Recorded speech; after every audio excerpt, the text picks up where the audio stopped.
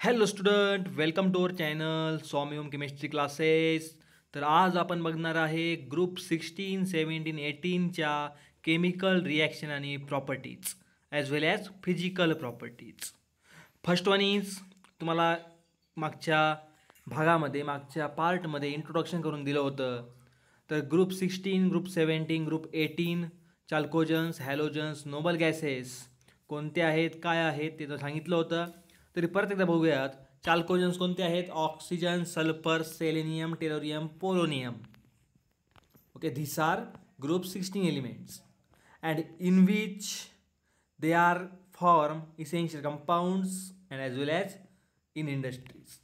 Then group 17 तुम्हाला सांगितलं होतं की हॅलोजन्स आहे, जे halogens most reactive non metal आहेत आणि त्यात येतात फ्लोरीन, क्लोरीन, ब्रोमीन, आयोडीन, ॲस्टॅटाईन, ज्यांची इलेक्ट्रोनिगेटिव्हिटी जास्त आहे, पॉवरफुल ऑक्सिडायझिंग एजंटसुद्धा आहेत. देन नेक्स्ट आहे नोबल गॅसेस. तर ते इनर्ट आहेत, कोणाशी रिॲक्ट करत नाहीत. ते आहेत helium, neon, argon, krypton, xenon आणि radon. Next one is chemical reaction बघायच्या, त्यांच्या आता केमिकल प्रॉपर्टीज बघायच्या. First one is the group 16 element बघितले, म्हणजे चाल्कोजन्स बघितले, त्यांची रिॲक्शन केली आपण हॅलोजनसोबत. तर काय फॉर्म होतं आहे? OF2, म्हणजेच त्यामध्ये ऑक्सिजन स्टेट आहे ऑक्सिजनची +2. सल्फरसोबत जर रिॲक्ट केले आपण हॅलोजन्स तर फॉर्म होतं आहे SF6, SF4, S2Cl2. आणि ह्या हॅलोजन्सची रिॲक्टिव्हिटी जी आहे ती डाऊन द ग्रुपला डिक्रीज होत जाते, म्हणजे कमी होत जाते. दुसरी गोष्ट म्हणजे रिॲक्शन हायड्रोजनसोबत रिॲक्ट केलं ऑक्सिजन तर वॉटर तयार होतं आहे, सल्फर केलं तर H2S तयार होतं आहे, हायड्रोजन सल्फाईड. H2S केलं तर हायड्रोजन सेलेनाईड फॉर्म होतं आहे, H2T केलं तर हायड्रोजन टेलोराईड फॉर्म होतं आहे. आणि यांची थर्मल स्टेबिलिटी आणि बॉन्ड स्ट्रेंथ ही डिक्रीज होते जसं आपण प्युरिटीमध्ये खाली जाऊयात.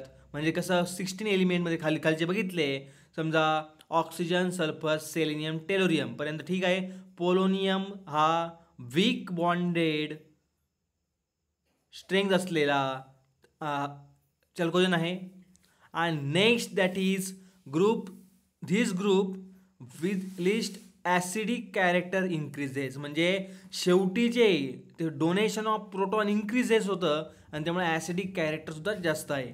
म्हणजे जर आपण ग्रुप 16मध्ये चाल्कोजन्समध्ये वरतून खाली आलो तर ॲसिडिक कॅरेक्टर वाढतं आहे आणि थर्मल स्टेबिलिटी आणि बॉन्ड स्ट्रेंथ ही डिक्रीज होते.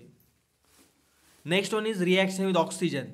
आता ग्रुप 16 एलिमेंटची ऑक्सिजनसोबत रिॲक्शन केली तर पहिले सल्फेट फॉर्म होतं आहे, सल्फरचे ऑक्साईड फॉर्म होतात SO2, SO3. Selenium dioxide form होतं आहे, सल्फर डायऑक्साईड फॉर्म होतं आहे, सल्फर ट्रायऑक्साईड फॉर्म होतं आहे.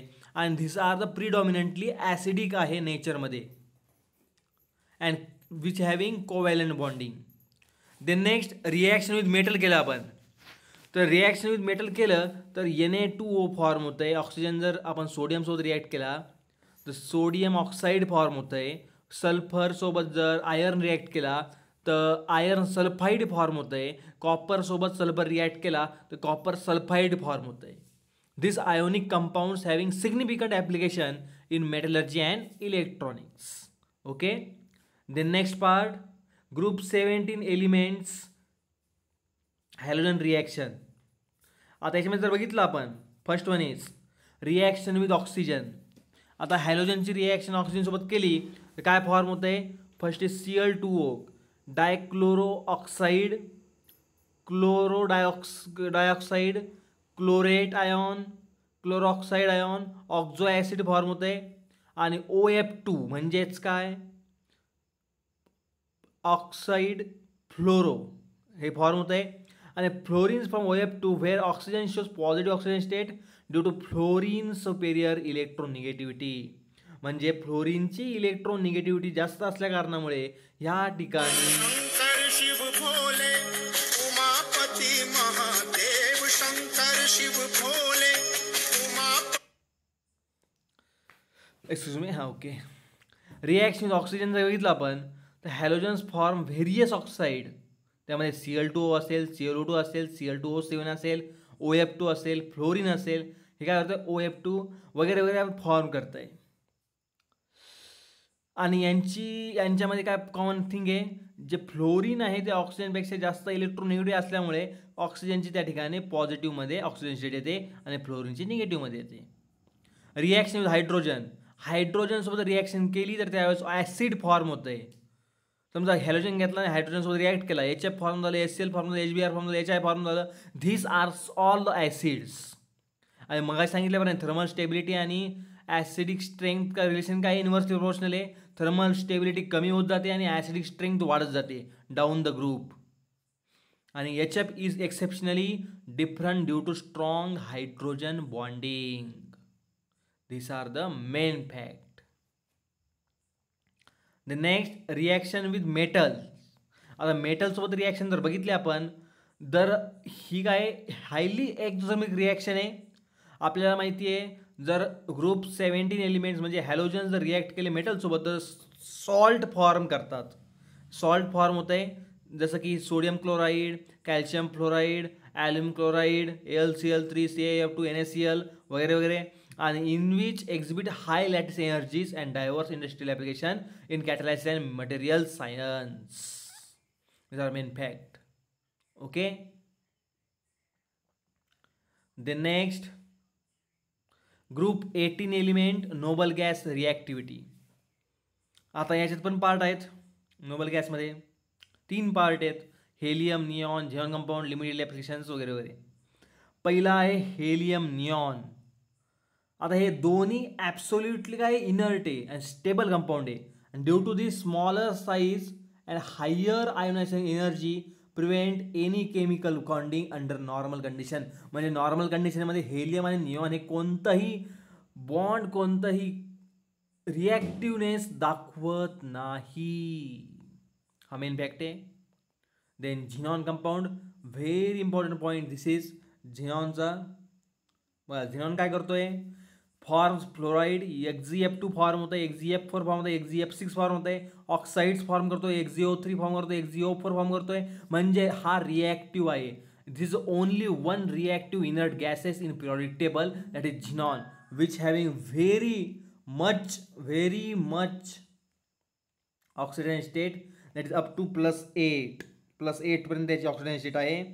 XgF2 फॉर्म करतोय, XgF4 फॉर्म करतोय, XgF6 फॉर्म करतोय.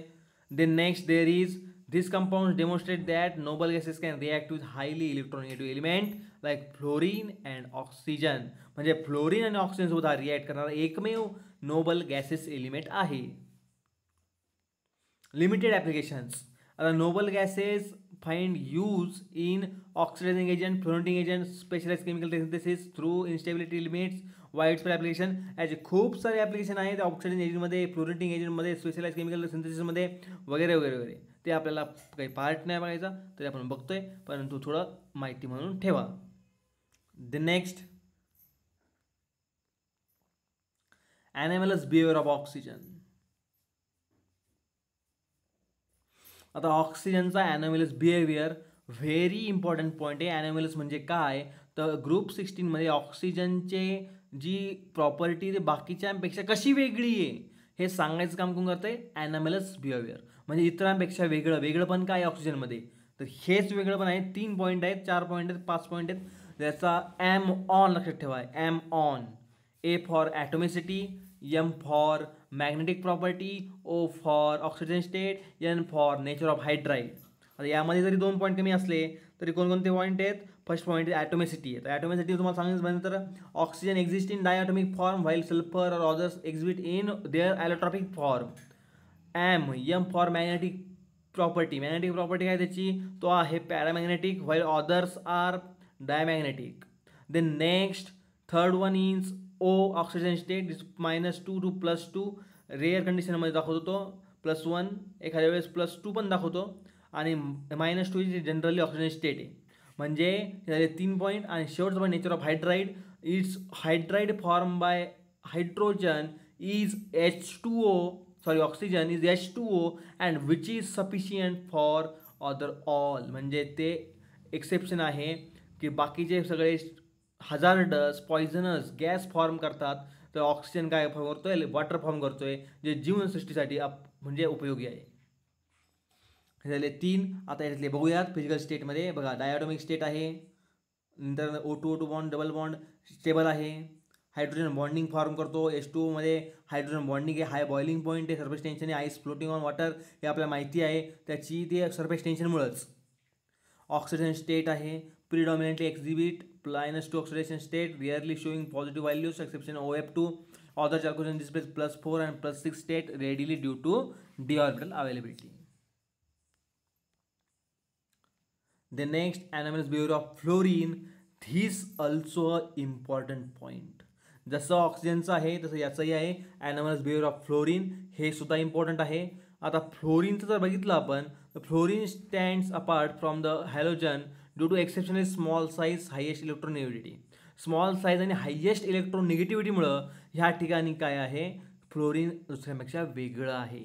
आणि याच्यातली low fluorine bond dissociation energy creating unique reactivity pattern. म्हणजे low fluorine bond dissociation energy काय करते, युनिक पॅटर्न त्यात तयार करते. आता याच्यात काय, सिंगल ऑक्सिजन स्टेट आपल्याला माहिती आहे, फ्लोरीन ऑलवेज दाखवतो -1 ऑक्सिजन स्टेट. कोणत्याही कंडिशनमध्ये कोणत्याही कंपाऊंडसोबत कोणत्याही जगात कोणताही कंपाऊंड घ्या त्या ठिकाणी फ्लोरीन दाखवणार -1 म्हणजे -1 ऑलवेज. लिहून घ्यायचं आहे. The next higher reactivity. आता हायर रिॲक्टिव्हिटी जर बघितलं आपण तर नॉन मेटलसोबत हा मोस्ट रिॲक्टिव्ह आहे. नियरली एलिमेंटसोबत म्हणजे नोबल गॅसेससुद्धा पण तो रिॲक्टिव्ह आहे आणि एक्सप्लोझिव्ह आहे. Hydrogen even dark at room temperature. ह्या हायड्रोजनमध्ये रिॲक्ट होतो आणि एक्सप्लोझिव्ह आहे. म्हणजे डार्क आणि लो टेम्परेचर असलं तरी हा एक्सप्लोझिव्ह आहे. Weak FF bond, fluorine bond हा वीक आहे. 158 kJ मोल याची काय किंमत नाही व्हॅल्यू आहे. आणि देन Cl2 किती आहे, 242 आहे. तर Cl2पेक्षा याची नक्कीच कमी आहे. Then strong HF bond form strongest hydrogen bonds among the hydrogen fluoride halide, making HF a weak acid in dilute solution despite having highly corrosive concentrated form. यात एकच लक्षात ठेवायचं की HF बॉन्डिंग ही स्ट्रॉंग आहे, हायड्रोजन फ्लोराईड बॉन्डिंग ही strong आहे. Okay. The next ऑक्झो acids structures and property. आता ऑक्झो ॲसिडचे structure बघितलं ना, ग्रुप 16 ऑक्झो ॲसिड तर कोणते आहेत, H2SO4, H2SO3, H2SCO4. आता याच्यात अजून आहेत मोनोपरॉक्झी सल्फरिक ॲसिड, परॉक्झिब्रिक ॲसिड, थायोसल्फरिक ॲसिड, हे 6 आहेत टोटल असे. आणि ग्रुप 17चे पण chloric acid, perchloric acid, iodic acid वगैरे 4 आहेत. ओके. हे आपण कधीतरी निवांत डिस्कशनमध्ये करूयात. पण नेक्स्ट पॉईंट आहे बघा, आता की ट्रेंड काय या ठिकाणी. Acidic strength increases with number of oxygen atom bonded to the center atom and the oxidation state of the central element. This is due to enhanced electron withdrawal stabilizing conjugate base. म्हणजेच काय, आता acidic strength increases with the number of oxygen atom bonded to the center atom. म्हणजे acidic strength जेव्हा increase होईल तेव्हा काय increase होईल, जेव्हा ऑक्सिजन ॲटम बॉन्डेड असतील सेंटरच्या सल्फर ॲटमला आणि त्या ऑक्सिजन ॲटम असेल hydrogen that are the very very acidic. हे सांगायचं काम केलं आहे. Okay. Allotropes are oxygen allotropes, sulphur allotropes, phosphorus allotropes. आता ऑक्सिजन ॲलोट्रॉप्स कोणते, डायऑक्सिजन आणि ओझोन हे 2 ॲलोट्रॉप्स आहेत ऑक्सिजनचे. व्हेरी डिफिनाईट. सल्फरचे 2 ॲलोट्रॉप्स आहेत, एक रोम्बिक सल्फर, मोनोक्लिक सल्फर आणि अजून एक आहे प्लास्टिक सल्फर. तो आपल्याला असं माहीत नाही, तो इलॅस्टिक फॉर्ममध्ये असतो, ॲमॉर्फस आहे तर प्लास्टिक सल्फर. देन फॉस्फरस ॲलोट्रॉप्स आहेत, व्हाईट फॉस्फरस, रेड फॉस्फरस आणि ब्लॅक फॉस्फरस. व्हाईट फॉस्फरस जे आहे ते हायली रिॲक्टिव्ह आहे, पॉयझनस आहे, डार्कमध्ये ग्लो करता. Okay. The next periodic trend across the group 16 to 18 आपण काल बघितलं तरी बघूयात परत एकदा.